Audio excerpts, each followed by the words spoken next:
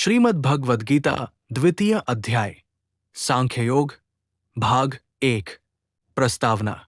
कुरुक्षेत्र का मनोवैज्ञानिक युद्ध। महाभारत के युद्ध की रणभेरी बस चुकी है। दोनों सेनाएं आमने सामने खड़ी हैं।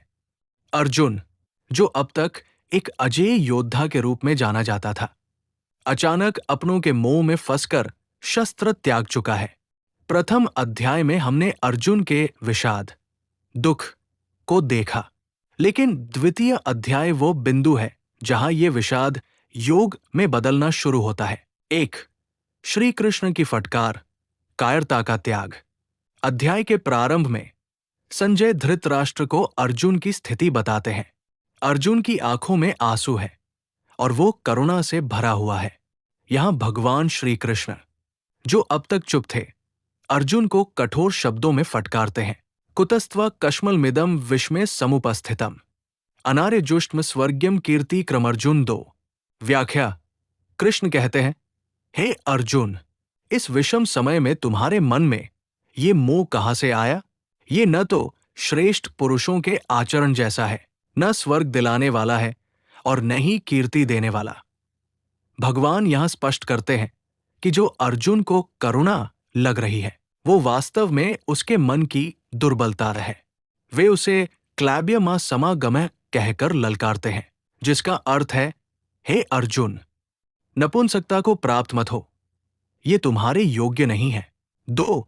अर्जुन का महासमर्पण, मित्रता से शिष्यत्व तक। अर्जुन अभी भी तर्क दे रहा है। वो कहता है कि गुरु द्रोण और पितामह भीष्म जैसे पूजनीय लोगों पर बाण चलाना अधर्म है। वो कहता है कि वो राज्य के सुख के लिए अपनों का रक्त नहीं बहाना चाहता, लेकिन गहरे में अर्जुन जानता है कि वो भ्रमित है। यही गीता का वो क्रांतिकारी क्षण आता है जहां अर्जुन अपनी बुद्धि का अहंकार छोड़कर श्री कृष्ण के चरणों में गिर पड़ता है। कार्पण्य दोषोपहत स्वभाव पृच्छामि त्वा धर्म समूढ़ चेता यच्छरे स्यान्निश्चित ब्रूहि तन्मे शिष्यस्तेह शाधि मां प्रपन्नम साथ। व्याख्या। अर्जुन कहता है, मैं कायरता के दोष से ग्रस्त हूं और मेरा विवेक नष्ट हो गया है। मैं धर्म के विषय में भ्रमित हूं। जो मेरे लिए निश्चित रूप से श्रेयस्कर, कल्याणकारी हो, वो मुझे बताइए। मैं आपका शिष्य हूं, आपकी शरण में हूं, मुझे शिक्षा दे। इस समर्पण के बाद ही श्री कृष्ण सखा से जगत गुरु बनते हैं। जब तक हम ये नहीं मानते कि हमें नहीं पता, तब तक ज्ञान का प्रवेश संभव नहीं है। 3. सांख्य दर्शन, आत्मा का अमर सत्य। भगवान श्री कृष्ण मुस्कुराते हुए अर्जुन से कहते हैं कि तुम उनके लिए शोक कर रहे हो जो शोक के योग्य नहीं है। यहां से वे सांख्य योग का आरंभ करते हैं, जो आत्मा और शरीर के भेद को समझाता है। अविनाशी आत्मा। कृष्ण समझाते हैं कि ऐसा कभी नहीं था कि मैं, तुम या ये राजा नहीं थे, और नहीं ऐसा होगा कि हम भविष्य में नहीं रहेंगे। जैसे शरीर में बाल्यावस्था, युवावस्था और वृद्धावस्था आती है, वैसे ही आत्मा एक शरीर छोड़कर दूसरा शरीर धारण करती है। ज्ञानी पुरुष इस परिवर्तन से कभी विचलित नहीं होते। सुख दुख की अनित्यता। मात्रा स्पर्शास्तु कौन्तेय शीतोष्ण असुख दु अखदाय आगमा पैनो नित्यास्तांस्तितिक्षस्व भारत 14। व्याख्या। इंद्रियों और विषयों के संयोग से होने वाले सुख दुख सर्दी और गर्मी की तरह आने जाने वाले और अनित्य हैं। हे भारत, तुम इन्हें सहन करना सीखो। तितिक्षा। जो व्यक्ति इन द्वंद्वों में समान रहता है, वही अमरत्व का अधिकारी होता है। 4. आत्मा का स्वरूप, जो कभी नष्ट नहीं होता। भगवान आत्मा की विशेषताओं का वर्णन करते हुए कहते हैं कि जो इस पूरे शरीर में व्याप्त है, उसे कभी नष्ट नहीं किया जा सकता। न जायते म्रियते व कदाचिन्नाय भूत्वा भविता व न भूया अजो नित्य शाश्वतोय पुराणो न हन्यते हन्यमाने शरीरे 20। विस्तृत व्याख्या। अजन्मा, आत्मा का कभी जन्म नहीं हुआ, नित्य और शाश्वत, ये हमेशा से है और हमेशा रहेगी। अकाट्य, शस्त्र इसे काट नहीं सकते। अदाह्य, अग्नि इसे जला नहीं सकती। अक्लेद्य, जल इसे गीला नहीं कर सकता। अशोष्य, वायु इसे सुखा नहीं सकती। जैसे मनुष्य पुराने वस्त्रों को उतारकर नए वस्त्र पहनता है, वैसे ही आत्मा पुराने शरीर को छोड़कर नया शरीर धारण करती है। इसलिए युद्ध के मैदान में शरीर के मारे जाने पर शोक करना व्यर्थ है। 5. स्वधर्म और क्षत्रिय का कर्तव्य। ज्ञान देने के बाद कृष्ण व्यावहारिक धरातल पर आते हैं। वे अर्जुन को उसके स्वधर्म की याद दिलाते हैं। वे कहते हैं कि एक क्षत्रिय के लिए धर्म युद्ध से बढ़कर कुछ भी मंगलकारी नहीं है। यदि तुम ये युद्ध नहीं लड़ते हो तो तुम अपने धर्म और कीर्ति को खो दोगे और पाप के भागी बनोगे। हतो वा प्राप्स्यसि स्वर्गं जित्वा वा भोक्ष से महिम तस्मादुत्तिष्ठ कौन्तेय युद्धाय कृतनिश्चय 37। अर्थ, यदि तुम मारे गए तो स्वर्ग प्राप्त करोगे और यदि जीत गए तो पृथ्वी का राज्य भोगोगे। इसलिए हे कौन्तेय, युद्ध का निश्चय करके खड़े हो जा। सांख्य योग के इस प्रथम भाग में श्री कृष्ण ने अर्जुन के मानसिक भ्रम को जड़ से उखाड़ने के लिए आत्मा का सर्वोच्च ज्ञान दिया। उन्होंने सिखाया कि मृत्यु केवल एक द्वार है, अंत नहीं। उन्होंने अर्जुन को उसकी सामाजिक और नैतिक जिम्मेदारी, स्वधर्म का एहसास कराया। जब श्री कृष्ण ने अर्जुन को आत्मा का ज्ञान दे दिया, तब उन्होंने एक बहुत ही व्यावहारिक बात कही। उन्होंने कहा कि अभी तक मैंने तुम्हें सांख्य ज्ञान के अनुसार बुद्धि दी, अब तुम इसे योग, कर्म के संदर्भ में सुनो।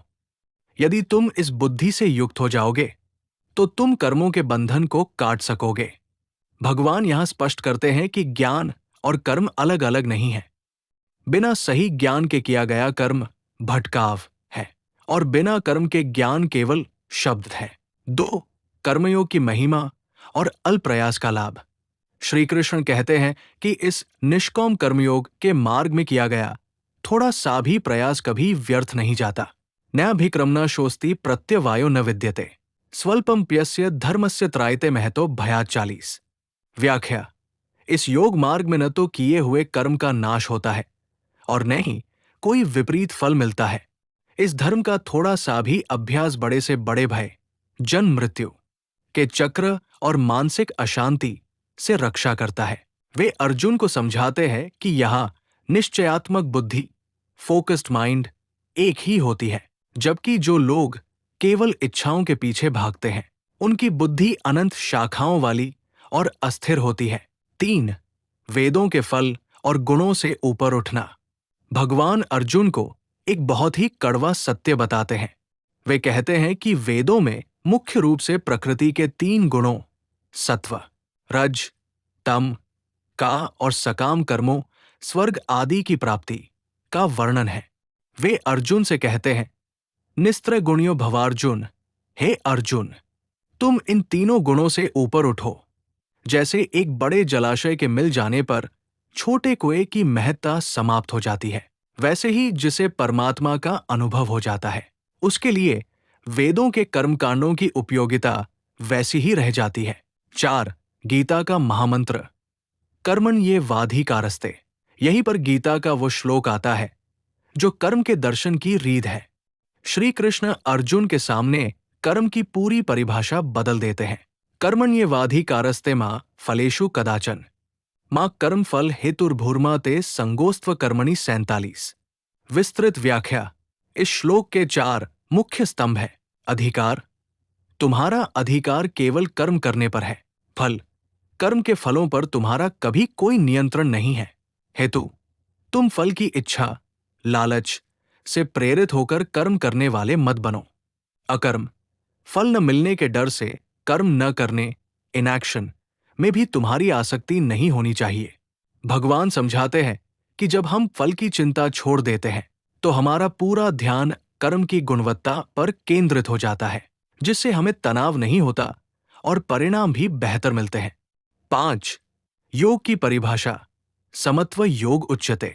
कृष्ण अर्जुन को युद्ध का आदेश देते हुए कहते हैं कि तुम योग में स्थित होकर कर्म करो।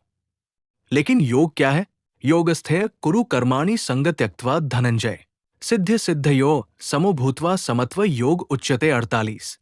अर्थ, हे धनंजय, आसक्ति को त्याग कर और सफलता विफलता में समान भाव रखकर तुम अपना कार्य करो।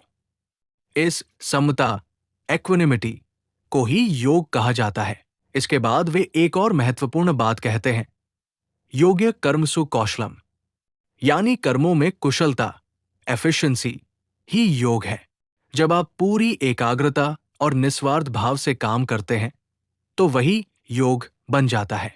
इस भाग में हमने सीखा कि जीवन में शांति का रास्ता कर्मों को छोड़ना नहीं, बल्कि कर्मों के प्रति अपना नजरिया बदलना है। श्री कृष्ण ने अर्जुन को सिखाया कि युद्ध करना उसका कर्तव्य है, लेकिन जीत या हार की चिंता करना उसका काम नहीं है। 1. अर्जुन का प्रश्न, स्थित प्रज्ञ के लक्षण। भगवान की बातें सुनकर अर्जुन के मन में जिज्ञासा जागृत होती है। वो पूछता है कि हे केशव, स्थिर बुद्धि वाले व्यक्ति, स्थित प्रज्ञ के क्या लक्षण हैं? वो कैसे बोलता है, कैसे बैठता है और कैसे चलता है? अर्जुन ये जानना चाहता था कि आध्यात्मिक शांति का अनुभव करने वाले व्यक्ति का व्यवहार संसार में कैसा होता है। 2. स्थित प्रज्ञ की परिभाषा, इच्छाओं का त्याग। श्री कृष्ण उत्तर देते हैं कि जिस काल में पुरुष मन में स्थित संपूर्ण कामनाओं को भली भांति त्याग देता है और आत्मा से ही आत्मा में संतुष्ट रहता है, उस समय वो स्थित प्रज्ञ कहा जाता है। दुखेष्वनुद्विग्नम्नाय सुखेषु विक्तस्पृह वितराग भय क्रोधे स्थित धीर मुनिरुच्यते 56। व्याख्या, जिसके मन में दुखों की प्राप्ति होने पर उद्वेग, डिस्टर्बेंस नहीं होता, सुखों की प्राप्ति में जो सर्वथा निष्प्रिय, इच्छा रहित है और जिसके राग, भय तथा क्रोध नष्ट हो गए हैं, ऐसा मुनि स्थिर बुद्धि वाला कहा जाता है।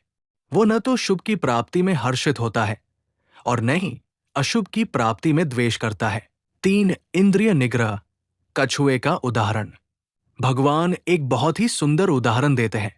जैसे एक कछुआ संकट आने पर अपने अंगों को सब ओर से समेटकर अपने भीतर कर लेता है, वैसे ही एक ज्ञानी पुरुष अपनी इंद्रियों को विषयों, भोग विलास से हटाकर अपने वश में कर लेता है। वे चेतावनी देते हैं कि इंद्रियां इतनी बलवान होती हैं कि वे विद्वान व्यक्ति के मन को भी बलपूर्वक हर लेती है। इसलिए मन को स्थिर करने के लिए इंद्रियों पर नियंत्रण अनिवार्य है। 4. पतन का मार्ग, काम, क्रोध और विनाश। भगवान यहां मनोविज्ञान का एक गहरा सूत्र समझाते हैं कि एक इंसान का पतन कैसे शुरू होता है। ध्यायतो विषयान पुंसः संगस्तेषुपजायते, संगात् संजायते काम, कामात् क्रोधो भिजायते 62। क्रोधात् भवति सम्मोह, सम्मोहात् स्मृति विभ्रम, स्मृति भ्रंशाद् बुद्धिनाशो, बुद्धिनाशात् प्रणश्यति 63। विनाश की सीढ़ी, ध्यान। जब इंसान विषयों, वस्तुओं, भोगों का चिंतन करता है तो उनमें आसक्ति, अटैचमेंट पैदा होती है। काम, आसक्ति से कामना, डिजायर पैदा होती है। क्रोध, जब कामना पूरी नहीं होती तो क्रोध पैदा होता है। सम्मोह, क्रोध से अत्यंत मूढ़भाव, कंफ्यूजन पैदा होता है। स्मृति विभ्रम, भ्रम से स्मृति, याददाश्त, शिक्षा भ्रष्ट हो जाती है। बुद्धिनाश, स्मृति के नाश होने से विवेक, सही गलत की समझ खत्म हो जाता है। विनाश और बुद्धि के नाश होते ही मनुष्य का पूर्ण पतन हो जाता है। 5. परम शांति और ब्राह्मी स्थिति। अंत में श्री कृष्ण बताते हैं कि शांति उसे नहीं मिलती जो अपनी इच्छाओं को पूरा करने के पीछे भागता है, बल्कि शांति उसे मिलती है जिसमें इच्छाएं उसी प्रकार समा जाती है जैसे नदियों का जल समुद्र में समा जाता है। फिर भी समुद्र अपनी मर्यादा नहीं छोड़ता। जो पुरुष ममता, अहंकार और इच्छाओं का त्याग कर देता है वही परम शांति को प्राप्त करता है। इसे ही ब्राह्मी स्थिति कहते हैं। इस स्थिति को प्राप्त करने के बाद मनुष्य कभी मोहित नहीं होता और मृत्यु के समय भी वो निर्वाण, मोक्ष को प्राप्त कर लेता है। सांख्य योग का ये अध्याय अर्जुन और हमारे लिए एक मेंटल रिबूट की तरह है। इसने हमें सिखाया कि आत्मा अमर है, इसलिए मृत्यु से मत डरो। कर्म करना तुम्हारा धर्म है, लेकिन फल की चिंता तनाव देती है। अपनी इंद्रियों और मन को वश में रखना ही सच्ची सफलता है। अगर आपको गीता का ये ज्ञान प्रेरणादायक लगा तो इस वीडियो को लाइक जरूर करें। इसे अपने दोस्तों और परिवार के साथ शेयर करें ताकि वे भी इस दिव्य मार्ग को जान सकें। और हाँ, अगले अध्याय के लिए चैनल को सब्सक्राइब करना न भूलें। जय श्री कृष्ण।